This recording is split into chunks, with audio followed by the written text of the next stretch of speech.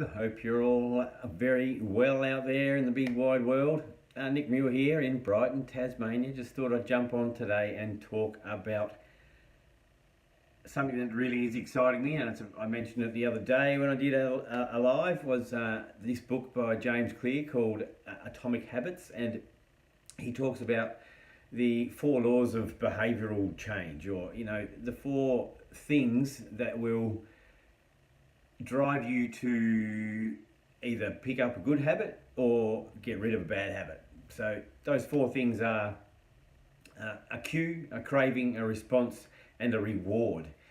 And he talks about them being he uses 4 other words as well. So a cue is making the habit obvious, making the beginning of the habit obvious. So let's say you wanted to start a habit of riding a push bike, and the cue there would be to make it obvious. So therefore put your bike helmet and your sneakers in the car or near the front door or somewhere where you're going to see it easier than they're in the cupboard or in the shed, or they're out of sight. So make it obvious. The second one is a craving.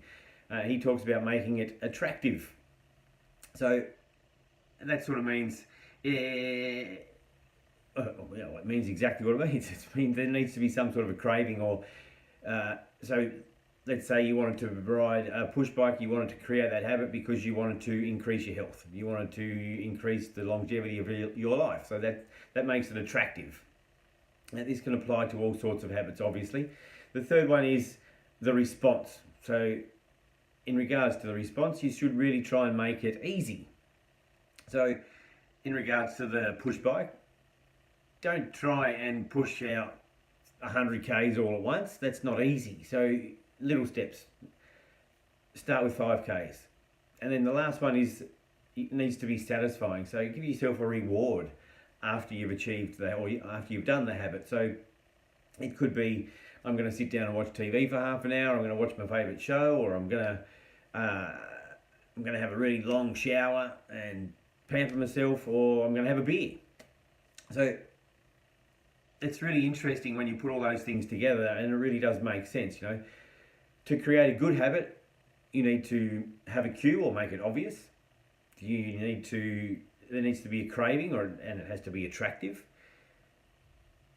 There's a response, so it has to be easy for you to respond, and there needs to be a reward, so it's satisfying. And then of course you can invert that to get rid of a bad habit. So inversion of those 4 laws. The first one, the cue, or to make it obvious, well, make it invisible. The second one, to make it attractive, you make it unattractive. Third one, you make it easy, would be to make it difficult. And the fourth one, satisfying, make it unsatisfying. So I think I've mentioned it before, but I'll just go, make it invisible. So if you've got a bad habit of wasting too much time watching TV or spending too much time on your laptop, put it away in a cupboard. Put the laptop in a cupboard. It's less obvious. It's invisible. It's not going to be sitting there on the coffee table or the dinner table when you get home. You're not going to waste time on it.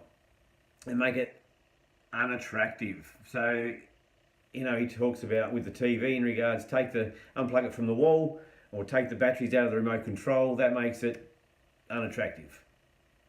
And it also makes it, the next one, difficult.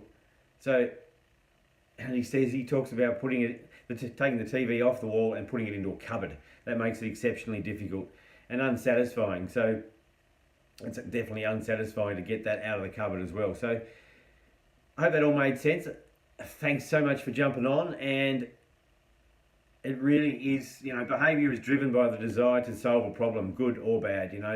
The problem might be that you saw something and I would like to get that, so I've got to create a good habit to get it. Or it might be a bad habit. You might have sore shoulders, sore legs, so you might need to fix that. So you might need to change a habit of sitting awkwardly or standing awkwardly. So hope that all makes sense. Have a great day.